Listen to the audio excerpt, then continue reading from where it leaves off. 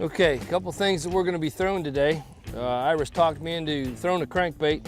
This is the closest thing I could find to kind of a rainbow orange. I have no idea what color that is. And then I'm going to be throwing a jig.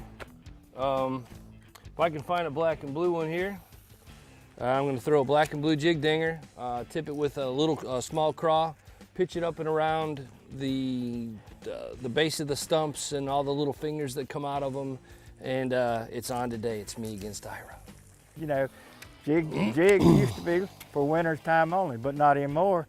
You can fish them year round, and I do. You know, when things change and get right, a jig will put a bigger size fish in the boat than the other baits will, and sometimes catch more fish.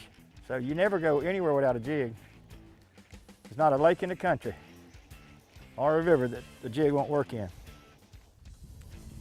Second cast with the jig dinger. Oh, you don't tell me they don't want the jig dinger, baby. What do you think of that, huh? What did you think of that? That was the biggest mudfish I ever saw. That was a look at that. That was a keeper bass. And hey, you know what? That's Bennett bug right there, son.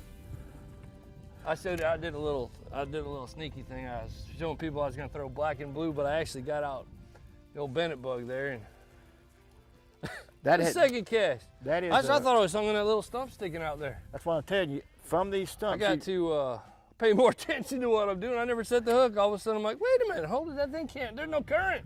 He's running that way. And what you've got here is, now I see that next stump up yonder. Now there might be something unseen underneath that water, but the water's a little bit deeper out this way, and you see where it's washed up under it.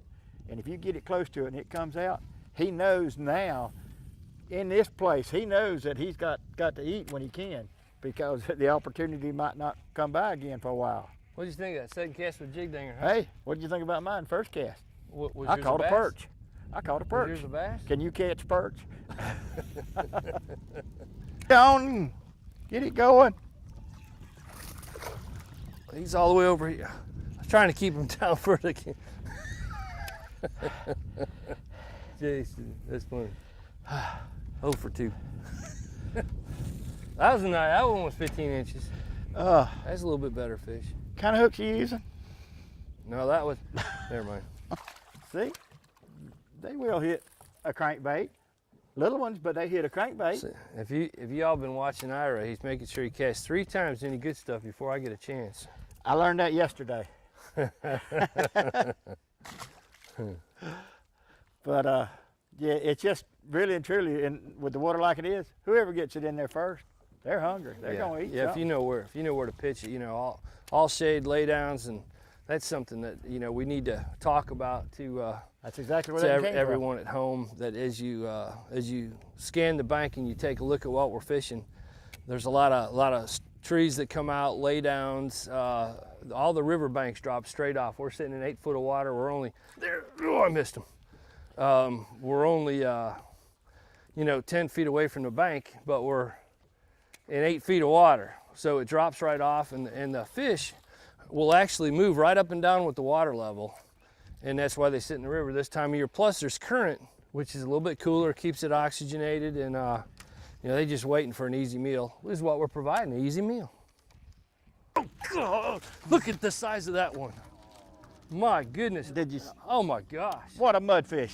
No, the one I just lost was not a mudfish. Holy, mine wasn't.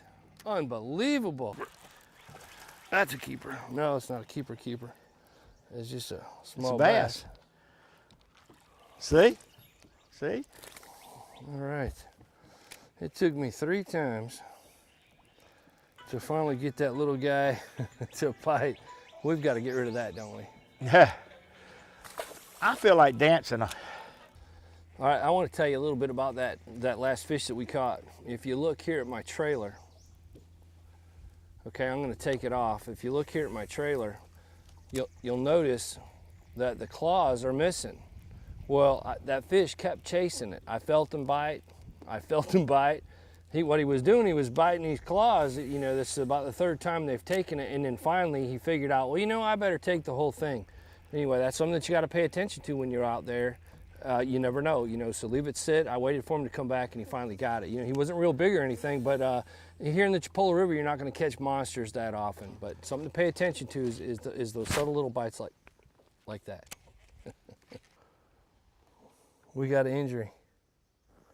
We got a little blood coming through the shirt. Here, let's call that it caught some of the biggest thing it ever caught in its life right there. A man in a ski caught a skeeter. Sure did. Did you break my hook?